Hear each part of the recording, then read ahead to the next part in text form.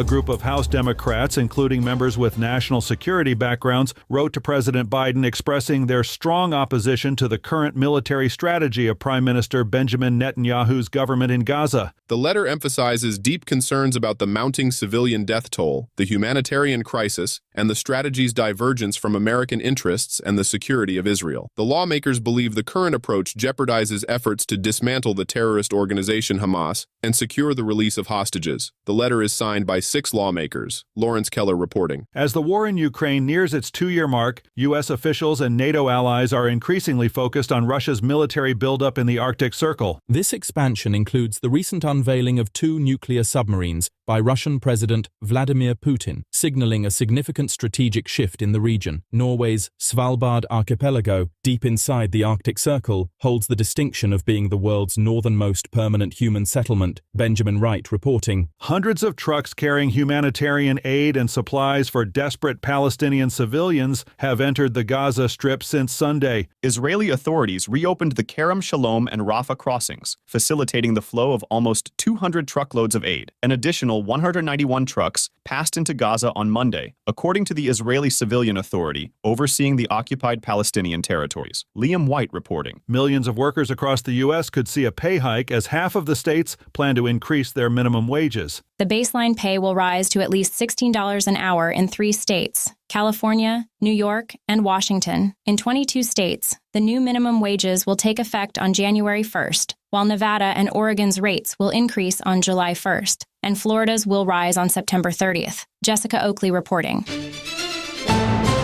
This is the latest news headlines.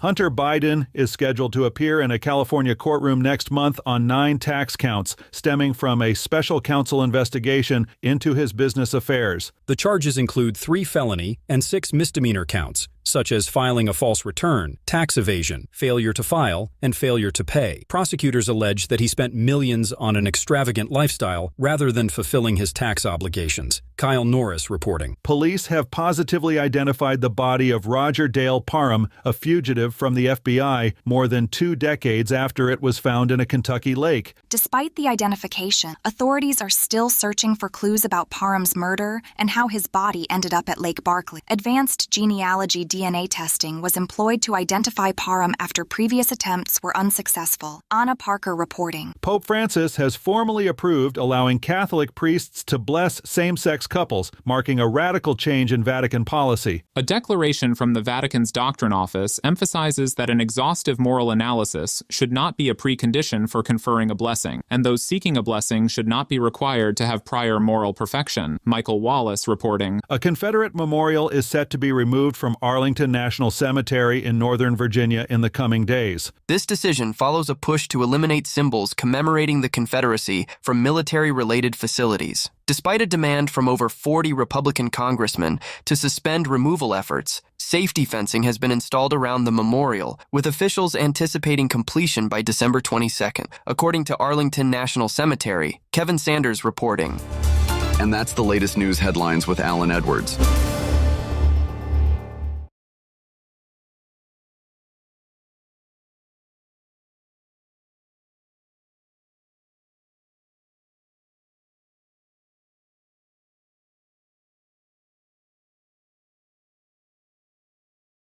I'm Rich Rosario. 1 in 4 heart attack survivors will have another cardiovascular event. Award-winning author and American Heart Association volunteer Dr. Nisa Goldberg explains the hidden risks. Many people don't realize that managing hidden risks like untreated high blood pressure, unhealthy eating habits, and poor medication adherence may reduce your risk for having another heart attack. The American Heart Association's Secondary Heart Attack Prevention Initiative, sponsored by Bayer, reminds you to follow your doctor's recommendations to help reduce your risk factors. Take your medication as prescribed. Certain medicines like aspirin can lower your risk of another cardiac event. Aspirin is not appropriate for everyone, so be sure to talk to your doctor before you begin an aspirin regimen. It's important to understand your medications and take them correctly. Manage risk factors like high blood pressure, high cholesterol, and diabetes. Quit smoking, eat healthier, and get active. Learn more ways to thrive after a heart attack at heart.org/oneisenough. Are you living with pain? I was, after a nasty fall. I got relief with 1 Hour Pain Relief. I'm Barry Yarkoni, President, and here's Lisa, a Marine who was injured in Iraq. After surviving an explosion, I was on horrible painkillers for lingering head, shoulder, back, and knee pain, but I hated the dangers and side effects. My friend told me about 1 Hour Pain Relief, and now I'm off the drugs. 1 Hour Pain Relief is the result of 15 years of research on an amazing extract from hops, the plant used to flavor beer. Whether your pain is from an injury or just aging, you get safe, all-day relief in less than 1 hour. We're so sure you'll love 1 Hour Pain Relief too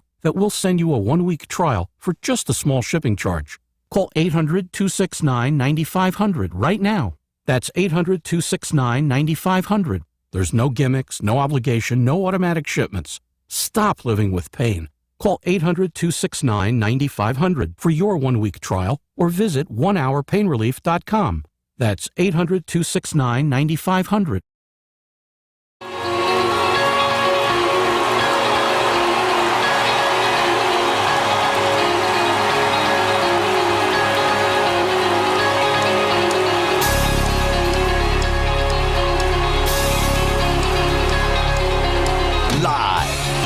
This is the Jeff Santos Show on the Revolution Radio Network.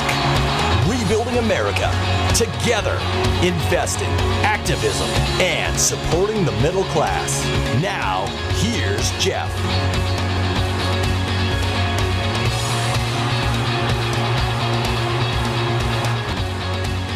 Thank you, Josh, and good afternoon, Americans, and welcome to the Jeff Santos Show. Good to be back after a couple of days away, kind to recover from testing positive, unfortunately, on COVID, but some good drugs and finally some good sleep. Maybe I'm on my way back. We shall see. But we're live today and hope to be live rest of the week to get you to the Christmas vacation week and Christmas time, and of course getting ready for the new year. Going to talk a little bit about the need for vaccinations in a minute, but tell you about the show to start with. We're going to be talking with Jim Roosevelt. Yesterday, of course, the news coming out of the Colorado Supreme Court, it basically takes Trump off of the ballot in 2024, both in the primary and, of course, for the general election. That has massive consequences. And my hope is that, we don't have to see this guy anymore running for president. Look, people want to do it on the voting area, but, you're playing with fire. Every time you allow Donald Trump to have access to an election, he will try to find a way to steal it. Of course, he always says the opposite. It's black is white, white is black with the Trump and the Republicans. That's how they play. They've always done this. This is how they win. The establishment tries to do everything they can to prevent the outsiders, the underdog, from winning. They got the money, they got the power. And Trump is a person, is a narcissist, and will do everything in his power to win. Because if he doesn't win, he thinks he's a loser. In the word of, the Beck song from the 1990s, I'm a loser, baby, so why don't you kill me? And that's sort of how Trump thinks in his warped mind. So that's, to me, hopefully they can get him out. We're going to talk to Jim Roosevelt, who's the co-chair of the DNC Bylaws Committee. We'll be chatting with him, Rules and Bylaws Committee. He's also, of course, the grandson of FDR. And an attorney at Vero Law, which will come into play here in this conversation. At 2:30, we'll chat with Brian Garvey and Larry Korb. It is International Wednesday here on the show. We talk about all the issues. There is a possible agreement between Hamas and Israel on a potential ceasefire, but it looks like more of a pause than a ceasefire, but maybe it's a step in the right direction. We'll talk to Brian Garvey, Mass Peace Action. Mass Peace Action is a sponsor of the Jeff Santos Show. And, of course, we'll also get Brian Garvey, of course, at Mass Peace Action. We'll get our good friend Larry Korb, former Vietnam vet. We always thank him for his service. As, of course, he is also now at the Center for American Progress as a senior fellow, and a great work with Reagan administration Deputy Defense Secretary. All that coming up here on the Jeff Santos Show. Phone number is 833-545-5333. Email me, jeff@revolutionboston.com. And we will, of course, answer your calls, emails, whatever it is. Again, Jeff with a J at revolutionboston.com. I can apologize for the voice. You know, one of the things that COVID does is it gives you a hoarseness and so forth. And been taking all the different drugs that go along with this. I want to say one thing before we get to Jim. Look, I have been a person who believes in wearing masks, N95. Our old friend, Dr. Kevin Kavanaugh, introduced them to me a couple of years ago during the height of the pandemic, and I've been wearing them ever since. Now, I didn't wear it at this party on Thursday night, and it probably is where I caught it. Now, I tell you, if I wasn't vaccinated, and I'm up to date on all the vaccinations, RSV, COVID, flu shots, I don't know if I would be talking to you here today. Because if you don't get vaccinated, and like the idiots that follow Trump, and for that matter, Bobby Kennedy Jr., which is such a hard thing to say, because his father was a hero of mine, but he's often cuckoo land on this idea. And to me, you need to get vaccinated, and you should be wearing a mask, particularly at this time. If you watch television, a lot of your anchors, including Lawrence O'Donnell, ended up catching COVID. There are a lot of other people who are very hoarse. Now, whether they get COVID or not, but this is type of the year. People go to parties. They're anticipating, if they are vaccinated, that they're covered. Some people aren't vaccinated. And here's the other part of it. It's about 20% that have got their, I guess now, fourth COVID shot since they came out in early 2021 under Biden. Thank God for him. Otherwise, we'd still be drinking bleach if the previous guy got reelected. God forbid that ever occurred. And hopefully it will never happen again. 4 years is enough. So I just want people to know that COVID is serious. Example of my voice. But it is also important for people to realize that if you don't have the vaccinations, and again, I would urge people to wear masks, particularly indoors, particularly over the next 3 or 4 months. Wintertime is the worst time to get it. And, you know, you can go outside in the summer and go to all these different places. The other part of it, too, is when you go to a different event, whether it be political or sports or a concert, then you have a lot of other issues as well. So, again, the mask is the very important piece of the puzzle here as well. Now, just a couple of things, you know, in watching the local news and national news and how they're treating this issue with Trump. One of the things that has to occur here, and we hope to do in 2024, this has been our goal for quite a while since we've been on the air here, is to really get to talk to a lot of people around the country. And our goal is to expand in 2024. Fingers crossed and all that, toes too. Because there really isn't an understanding of what is at stake if Trump became president. There's not a lot of understanding of what is what are the possibilities of the decay of this country to a point where we lose our democracy. It's been spoken about on this show and throughout different places where I watch to get media, MSNBC and others. But frankly, folks, it is a disaster of epic proportions worldwide if Trump becomes president. So if the Colorado folks and the Supreme Court does their job, which I'm not really confident that they will, but if you look at the law means one thing. He broke the law, he did the coup d'etat, and you got to pay the piper. There's no other way around it. Anybody who looks at this and sees that Trump was not involved in January 6th and has looked at this is going to have their, you know, they're looking at it with rose-colored glasses, or they're just, you know, ignorant because the facts are the facts. He should not be running for president. He should be running for dog catcher. The man is a criminal.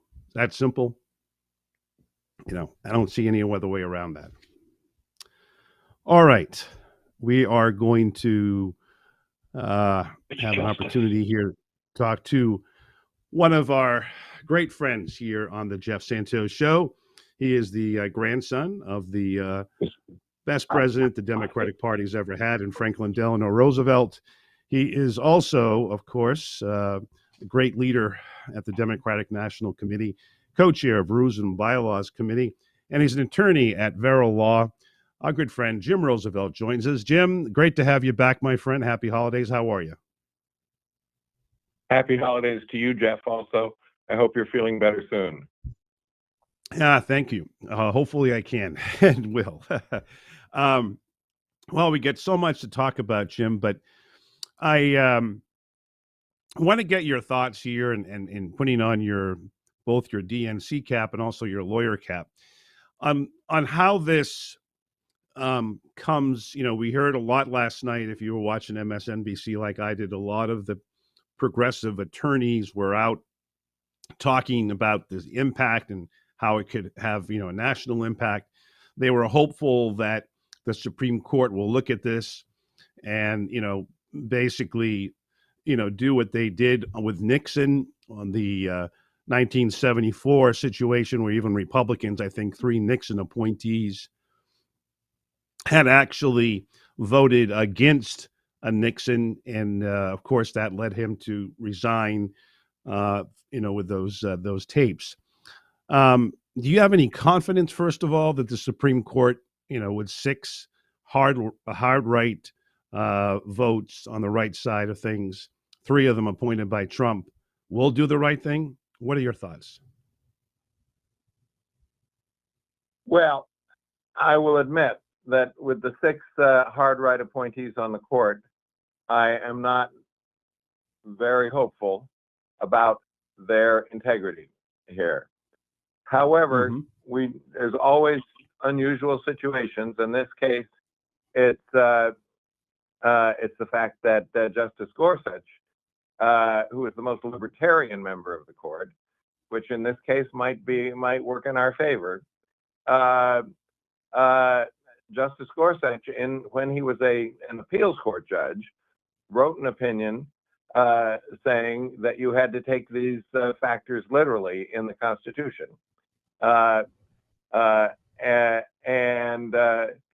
So if he has any integrity, he will be bound by that.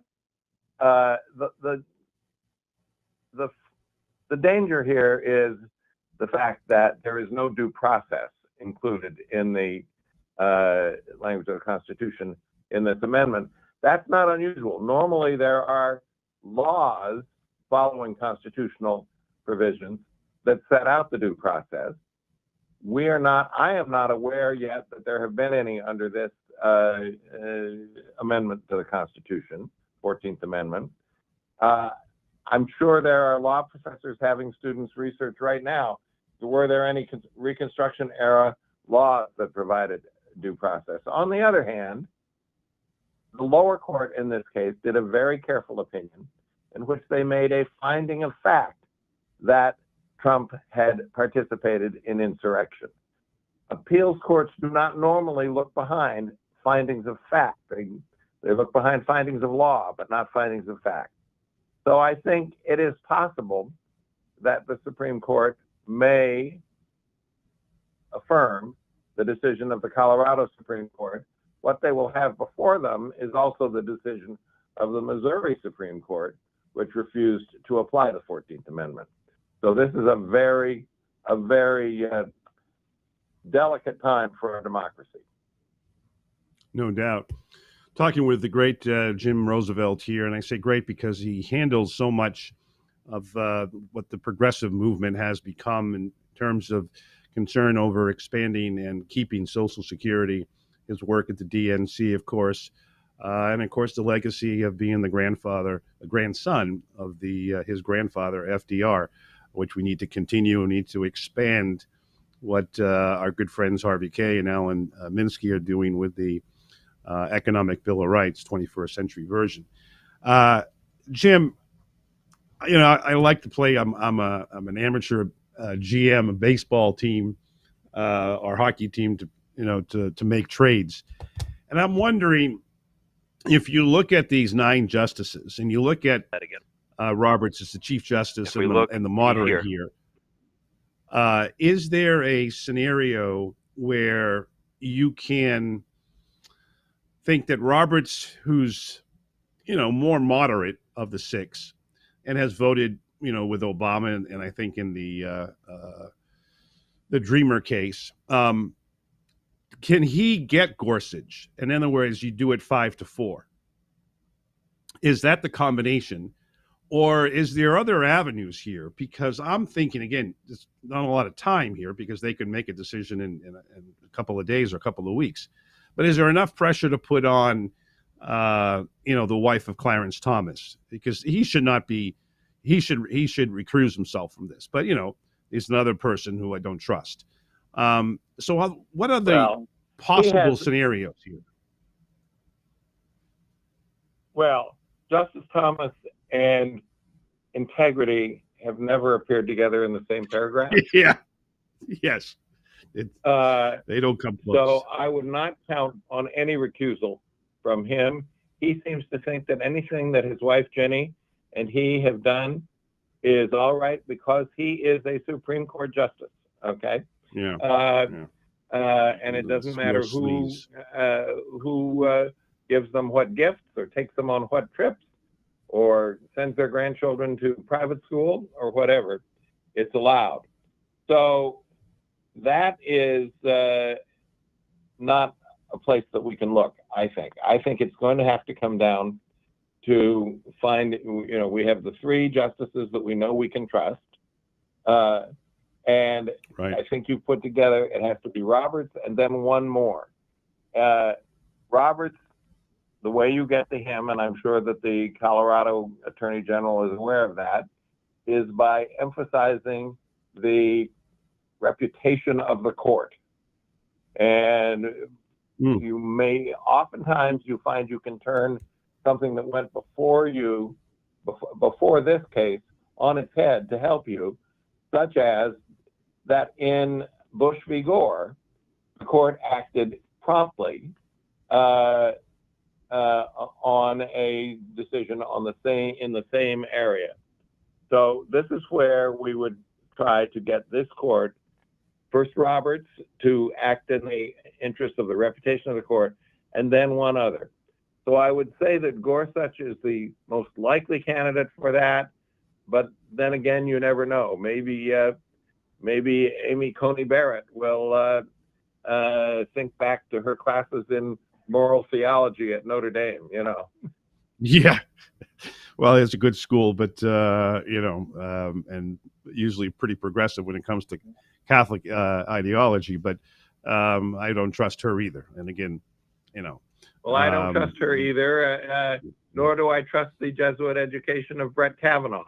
But yes. you never know. Things come to the surface under pressure. Well, I'm thinking about pressure. Sheldon Whitehouse, the great senator from our nearby state in Rhode Island, I don't know if he's the chairman of the committee, but I know he sits on Judiciary and Dick Durbin is the chairman there. Could they put Ginny Thomas, on by subpoena and say, look, we want to talk about this. It's now a very big issue. And could there be pressure coming from the legislative branch, potentially to look into all this? Because I know White House has been doing some great work, in trying to push the issue with Thomas. Your thoughts on that? Then we'll take a call. So, of course, there's no process at the Supreme Court itself for that. So if you're talking about having the Judiciary Committee, right, exactly, subpoena Ginny Thomas, I think she would, given her brazen disregard of the Constitution, I think that she and her dedication to the overthrow of our electoral process, I think she would refuse to abide by a subpoena. And It would be then getting that enforced Right. would be a whole other process. So I think this is very sensitive. I think it could go either way. I would not bet the ranch on either outcome. 833-545-5333. Of course, this has an impact on the Democratic Party. And I know our good friend Mark, great labor guy in San Francisco, has his thoughts on that and on this issue. Mark, you are next with Jim Roosevelt here on the Jeff Santos Show. Go right ahead, sir. Yeah, I think, Jeff, and we might have a change in the Democratic nominee if Trump is not the candidate in the Republican Party. So that's something we have to watch for. The other thing is, I'd like to say that FDR did a great thing with Social Security. But the one thing that we're not talking about for the younger people is they have Social Security disability if they get injured.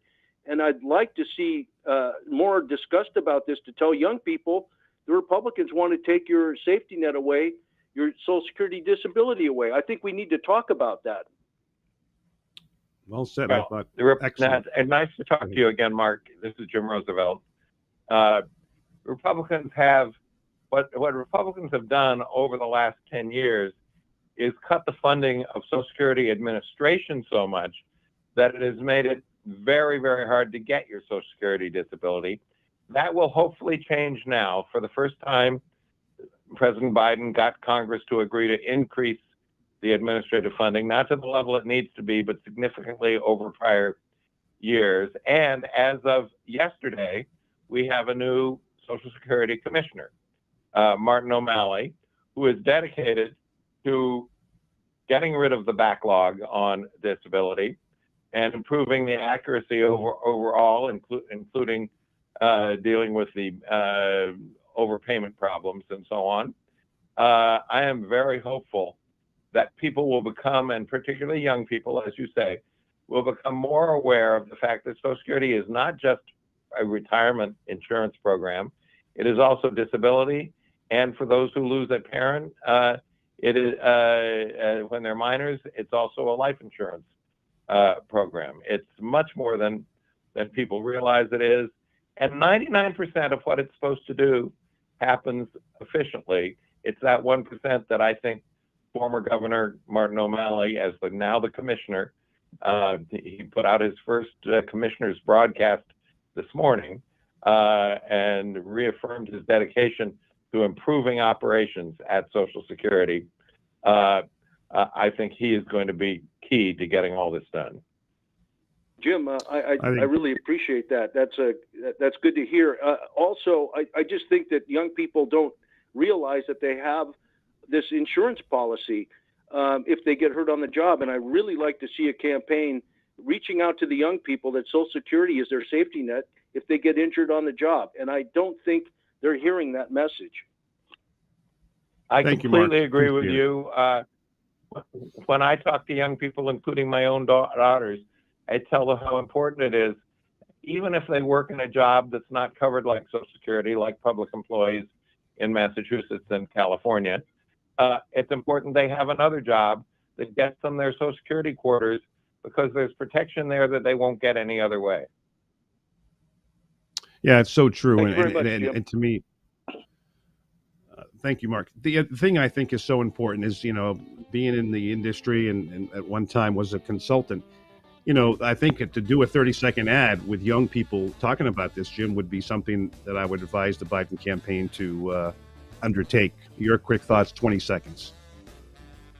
I'm going to very shortly suggest to the new commissioner, Martin O'Malley, that he undertake that kind of a campaign.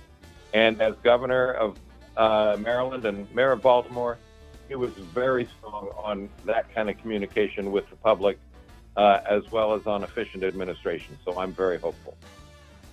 Fantastic. Jim, great to talk to you. Happy holidays, Merry Christmas, and Happy New Year, sir. We'll talk to you in 2024. Okay, Happy New Thanks, Year Jim. to you as well, and happy holidays in the meantime. Happy holidays. Thanks, man. We'll be right back. It is the Jeff Santos Show. We'll be back in a flash. Haul packages for a living? A gas-powered Mercedes-Benz Sprinter delivers. Transport people? A Sprinter van with 0% financing is a 5-star idea. If food delivery is your thing, then a gas Sprinter caters to you. And if you're a general contractor, the Sprinter with 0% financing nails it. With innovation, safety, and technology, Sprinter is built for you. And it's built for your bottom line with 0% financing. The Mercedes-Benz Sprinter, starting at just $33,790. The Jeff Santos Show is brought to you by Mass Peace Action. With over 9,000 supporters in the state, MPA uses the power of grassroots organizing to end war, create a more just foreign policy, and cut wasteful Pentagon spending to support the needs of the American people, like healthcare, education, infrastructure, and the environment. 20 years of war is long enough. To become a member or learn more, visit masspeaceaction.org. Don't wish for peace, work for it. I'm Rich Rosario. 1 in 4 heart attack survivors will have another cardiovascular event. Award-winning author and American Heart Association volunteer Dr. Nisa Goldberg explains the hidden risks. Many people don't realize that managing hidden risks like untreated high blood pressure, unhealthy eating habits, and poor medication adherence may reduce your risk for having another heart attack. The American Heart Association's Secondary Heart Attack Prevention Initiative, sponsored by Bayer, reminds you to follow your doctor's recommendations to help reduce your risk factors. Take your medication as prescribed. Certain medicines like aspirin can lower your risk of another cardiac event. Aspirin is not appropriate for everyone, so be sure to talk to your doctor before you begin an aspirin regimen. It's important to understand your medications and take them correctly. Manage risk factors like high blood pressure, high cholesterol, and diabetes. Quit smoking, eat healthier, and get active. Learn more ways to thrive after a heart attack at heart.org/oneisenough. Are you living with pain? I was, after a nasty fall. I got relief with 1 Hour Pain Relief. I'm Barry Yarkoni, president, and here's Lisa, a Marine who was injured in Iraq. After surviving an explosion, I was on horrible painkillers for lingering head, shoulder, back, and knee pain. But I hated the dangers and side effects. My friend told me about 1 Hour Pain Relief, and now I'm off the drugs. 1 Hour Pain Relief is the result of 15 years of research on an amazing extract from hops, the plant used to flavor beer. Whether your pain is from an injury or just aging, you get safe, all-day relief in less than 1 hour. We're so sure you'll love 1 Hour Pain Relief too that we'll send you a 1-week trial for just a small shipping charge. Call 800-269-9500 right now. That's 800-269-9500. There's no gimmicks, no obligation, no automatic shipments. Stop living with pain. Call 800-269-9500 for your 1-week trial or visit onehourpainrelief.com. That's 800-269-9500.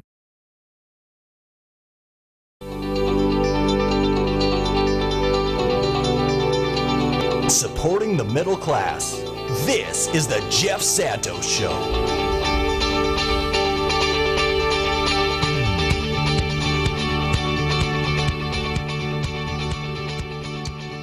33 minutes past the hour. It is the Jeff Santos Show that you are tuned into, coming to you live from the South Coast here in the Commonwealth of Massachusetts. Of course, Wednesday is our International Day. We talk with two best in the nation on foreign policy. Of course, we're chatting with, we'll be chatting with momentarily, Larry Korb, the former Reagan Deputy Defense Secretary, now the Center for American Progress Senior Fellow there. Of course, also fought for this country bravely in Vietnam. And Brian Garvey, Massachusetts Peace Action's Deputy Director. He fights every day for peace, and particularly when it comes to the conflict with Israel and Palestine, he has been a great voice for peace in this country. We welcome them both on this Wednesday International Day here on the Jeff Santos Show. Gentlemen, great to have you back.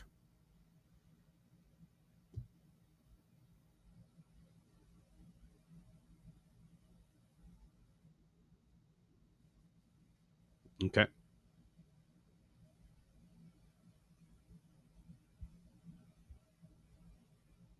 We're having some technical difficulties with Larry Korb's information.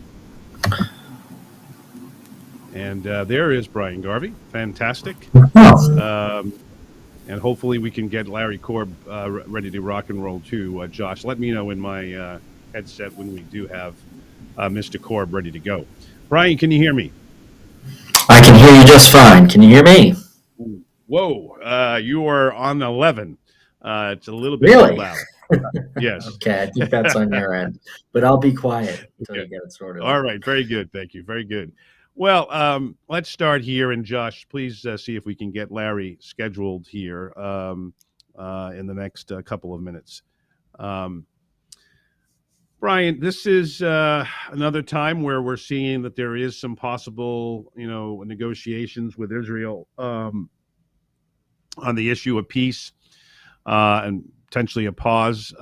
What do you make of this? It's not the ceasefire that you and many other folks are asking for, including myself, but I guess it's a step in the right direction. Your thoughts? Yeah, and we hear that there are some talks. I believe it's the leader of Hamas is in Egypt right now, beginning some talks. This is far from over, it seems like. And we have our Secretary of Defense, Lloyd Austin, telling Israeli leadership, including Netanyahu, that they have to wrap this thing up, and the Israeli government pushing back and saying that we're in for a long war. What the U.S. government and what the Biden administration and frankly Congress has is leverage, because right now what's being considered is a $15 billion supplemental in aid to Israel that the U.S. Congress has not been able to get through, which is unusual. Because aid to Israel has been something that has been largely uncontroversial for the past 70 years.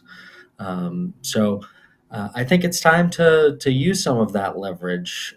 And with both houses of Congress now in recess for the holidays, the soonest that they're going to get back together to consider that aid is going to be the new year. So between now and then, I think it's a good opportunity for diplomacy to say that yes, this aid, which up until now has been uncontroversial, is now being considered. It's harder to get through Congress. We need some concessions. We need some promises for diplomacy. We should get something for all of this aid that's on the table. I think we now have Larry Korb. I agree, Brian. Larry, it just seems to me the hard work of people like Bernie Sanders and others, Elizabeth Warren, who have been calling for a ceasefire and have been also calling for some kind of restrictions, as Brian talked about, with this money, need to be taken care of. And in this time of, what is normally joyous season, the holiday season, I'm hoping we can get something here that understands that we can't continue to keep funding more violence. I guess now it's up to 20,000 people that are dead in Gaza. Your thoughts about this? Well, I think ceasefire is a term that doesn't go over well with the Israelis. What you want to do, let's have a strategic pause, which we had before, but let's let that go on for a while. I think that's got to be the first step. And again, there's no difference if they stop killing each other, fine. But a ceasefire means that you're going to have some sort of agreement of what you do and a new government and a lot of things like that, but you're not ready. And the other thing is when Austin made his Secretary of Defense, Austin made his visit to Israel earlier this week, there have been some reports that Biden said you got about 3 more weeks, to keep this offensive going, and Austin also, I think, made a great point. He said that, if you keep on killing civilians, you're going to create more and more, people that are hostile, to you. Right. And, you should give priority to civilian safety. And we got the CIA director, Bill Burns, is over there, to try and see if he can get the hostage and prisoner exchange, talks going. So there's a lot going on there. And, the one thing that I think people keep missing this war is very tough on the Israeli economy because they mobilize so many people that in fact, their economy is beginning to suffer. And, as Brian just talked about, our aid is going to be very important to them to keep this conflict going. So we do have some levers there, and, hopefully, we can use them. But all the attention right now, unfortunately, is not on that. It's on what's happening in the Red Sea with the Houthis, launching, the attacks on the ships. Americans probably didn't notice. I noticed our gas went up 10 cents a gallon here, basically, after the ships said they're not going to go through the Red Sea. They're going to go around, the Horn of Africa for the oil. Well, that's an issue. Again, if you want to use the leverage, if Israel stops the bombardment of those folks in Gaza, maybe, they can get through the Red Sea and you can have lower gas prices. I think whatever leverage you can use, the Biden administration and his team should use it. Look, the game here is to end the violence. I don't see any other way of looking at this. We can talk about pause versus ceasefire, but the end game is people are dying, and a lot of them are innocent. No doubt that there are some people who are Hamas, but it's become a smaller amount. And anybody who's a military leader understands that you're not going to kill all the people that are connected to Hamas because they're already left the area, the region. It's not really a country of Hamas, of Gaza. Larry, that to me has also not been talked about much. The leaders of these, there a lot of them are in Iran. A lot of them are throughout the Middle East. So, this idea that Netanyahu keeps talking about, we want to kill every person who's a leader of Hamas. It's not possible. It just doesn't happen. Yeah. They all just, they all just disappear like you snap your fingers. In fact, you had a Hamas leader in Egypt today, talking, and the Egyptians are trying to play a useful role here. And the other thing is, the longer this goes on and the more people you kill, the more disciples you're going to create for Hamas. They were not very popular in that country before this war, but, you're getting more and more people to kind of join them. Yeah, it's really, really crazy. The thought process. And again, as both of you have said, and we've talked about in the show in the past, is look, Mr. Netanyahu is extremely unpopular, 20% in the approval ratings. He's basically holding on, Brian, for, what I call, for life support, because once he leaves, once he ends the war, he's probably going to either go to jail or he's going to face some major problems. He was indicted. This is not exactly like, a Shangri-La for him.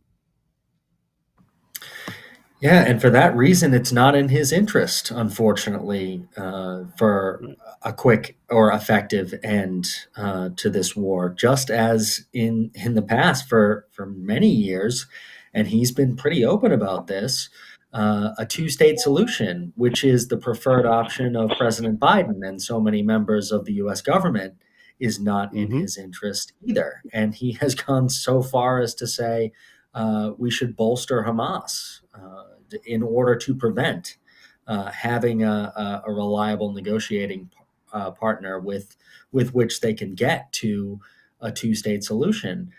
Just to raise up something that Larry just mentioned, he's right to say that the longer this goes on, the more likely that you'll have ripples and continued cycles of violence. That includes the risk of a regional war, of this war expanding. Exactly. And we are seeing a threat of that with these attacks in the Red Sea by the Houthis, the group that controls the vast majority of Yemen. And that's just another example. This war in Yemen has been going on it has not been completely settled. We seem to be dragging our feet when it comes to a peace deal. And this, in part, is a consequence of that. By continuing to support Saudi Arabia, the UAE, in their war in Yemen, it has only strengthened in the long run, this group, the Houthis, that control so much of Yemen. Delaying a diplomatic solution has real consequences. Sometimes you don't see them for years, but I think this is another example of it. Yeah, no doubt. Talking with Brian Garvey, Mass Peace Action Deputy Director. Mass Peace Action, again, is a sponsor of the Jeff Santos Show. And, of course, talking with Larry Korb, former Vietnam vet, former Reagan Deputy Defense Secretary, now at the Center for American Progress, senior fellow there. Larry, talk to me about some political implications here. My view is that you have AIPAC, going on the offensive in a lot of different ways. Sometimes they're tying anti-Semitism to this issue. It, I think, complicates a lot of things within the Democratic Party. We had talked to our good friend Alan Minsky, Progressive Democrats of America, who's also a Jewish American, and he was saying that it's the Republicans who are going to benefit from the AIPAC world, mainly associated for the Democratic Party for many years, because they're going to take out progressives. You hear about people like Bowman in New York, excellent African-American leader there, former educator, Cori Bush, a nurse, one of my favorites. This is, to me, very problematic.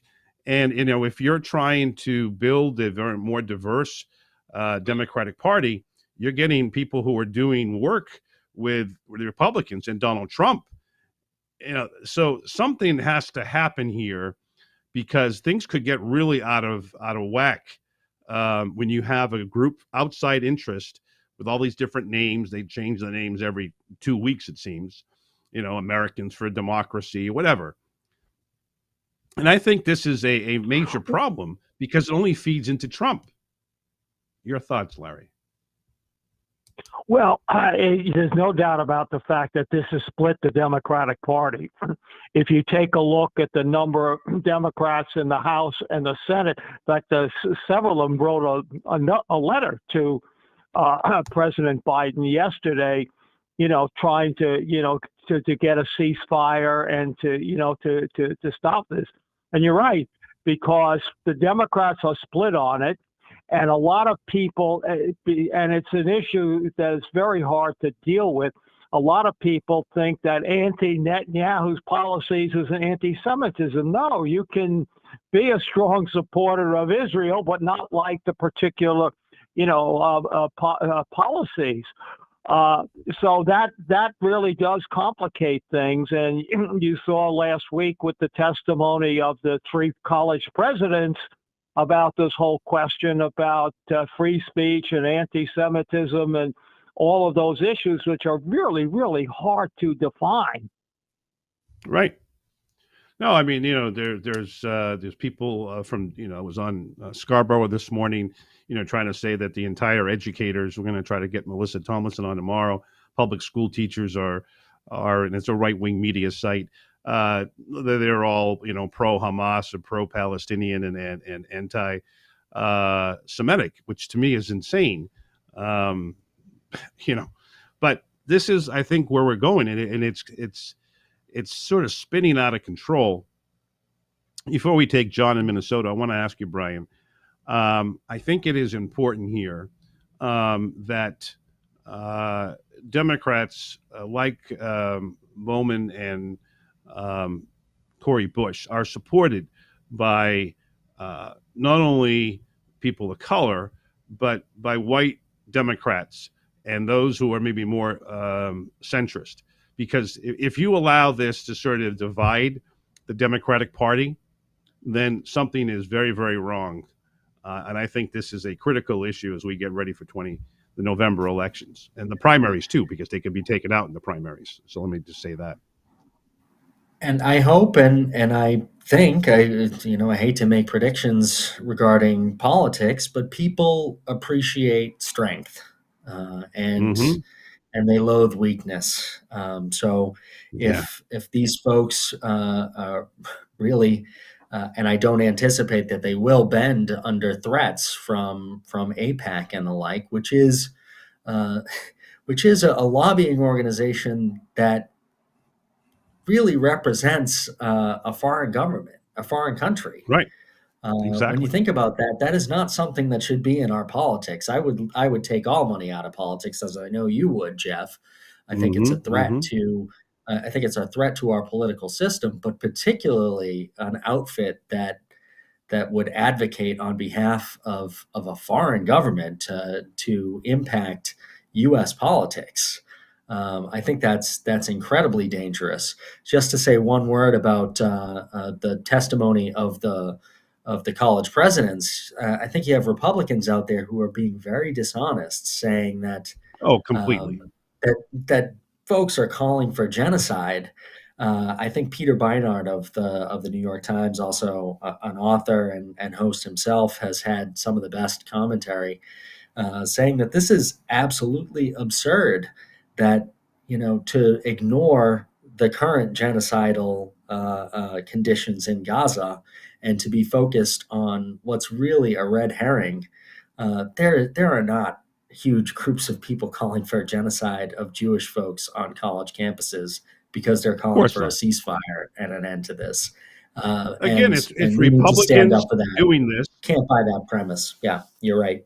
Being funded by some of these groups associated with AIPAC and other groups like them. And this is what you end up getting. All right, let's go to the phones. 833-545-5333 is the phone number. Let's go to John in Minnesota. You're next with Brian Garvey and Larry Korb. Go right ahead. I think AIPAC is just simply.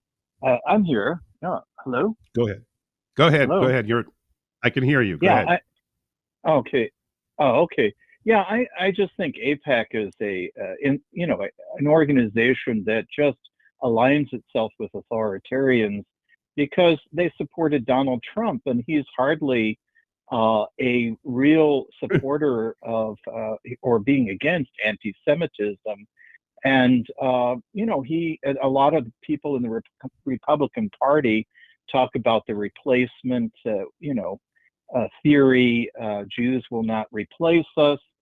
So there's a lot of, something's rotten in Denmark with this whole thing, really, because it just doesn't add up that we can't talk about the fact that right now, as we speak, people are being murdered. It's a genocide. It's clear that it is a genocide. They're not looking for Hamas. They're killing innocent people right and left. So how do we stop that? And the way that we would stop that is in the Security Council, we could vote with the other 5 permanent members and say, we're not going to support this anymore. But Hamas and Netanyahu are linked because, as it was pointed out by Jeremy Scahill in The Intercept, they are being paid. Hamas gets money from Qatar, and Mossad went there and lobbied for them to continue paying Hamas. So, he doesn't really want a peaceful resolution because that would mean that you have to talk about a 2-state solution. And, he wants to basically, and this is what he is doing right as we speak, he is murdering people. It's a genocide. And let's get that clear. Yep. That's all I you think you make some fantastic points, and it's unfortunately the truth of the situation. Larry Korb, I'll stay with you a second there, John. Don't hang up on him, Florida. Larry, this could get out of control very quickly. Brian talked about the idea, and you've mentioned this many times in the past couple of months. This thing could get into an area where we're, dealing with Iran, dealing with Syria, all these things. And again, Netanyahu, wants to stay in center stage because he knows once he's off stage, he may not necessarily, be a free man. So there's a lot of complications here that, it's not just Biden. It's going to have to be a lot of other people in Western Europe in particular. They're going to have to sort of put their foot down. Your thoughts, Larry? Well, I think a couple of things. What's going on now in the Red Sea with this 10-nation coalition, if you end up with an American ship or sailors getting killed, what does that lead to? In fact, 2 former heads of CENTCOM, the Central Command, have urged us to already attack the Houthis. And then, of course, what would Iran do? So this thing could get out of hand. And, fortunately, we've been able, or the Israelis been able to keep Hezbollah out, because if Hezbollah gets in, then this is even a bigger war. And I think we need to keep all of these things in mind as we go. I was very discouraged yesterday when the Israeli president, the titular head of the state, Herzog, who has been branded as a much more less offensive than Netanyahu, he came out and supported the current policy. So I thought, I was hoping that you would have some people in Israel not happy with the way that they're conducting this war.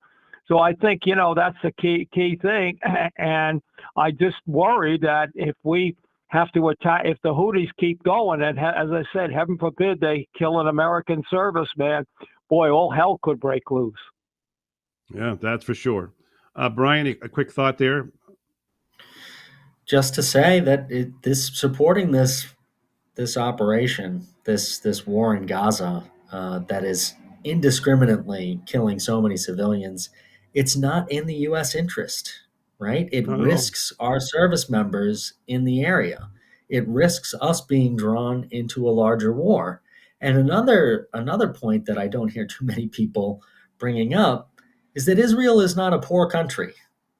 We give them $3.8 billion in aid every year, talking about giving them $14.5 billion right now in aid. They have a higher per capita GDP than a lot of U.S. states, higher than France, higher than the UK. They have universal health care. They have universal state education.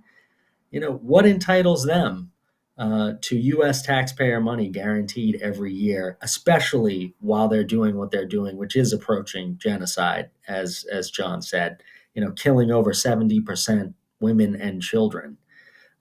What entitles them to U.S. taxpayer money? I think we have this all wrong. No doubt. Gentlemen, much too short, but look forward to January when we can go ahead and maybe do an hour with you guys. Enjoy your holidays. Happy New Year to both of you. Thank you for a great 2023, guys. Appreciate you both. Same to you. Happy and holidays. Hopefully by the time we come back, the war will be over. Yes, that would be great. Thanks again, Brian Garvey, Larry Korb. I want to thank all the callers today. John and Mark made some great points. Folks, keep on fighting peacefully. Be back tomorrow. Our good friend Herb Boyd will be with us. Maybe a couple other surprises, too. I want to thank Josh for producing this broadcast, the great Freddie Santori down there in Boca. Until tomorrow, my name is Jeff Santos, and right now it is my time to say I gotta go. Let's go!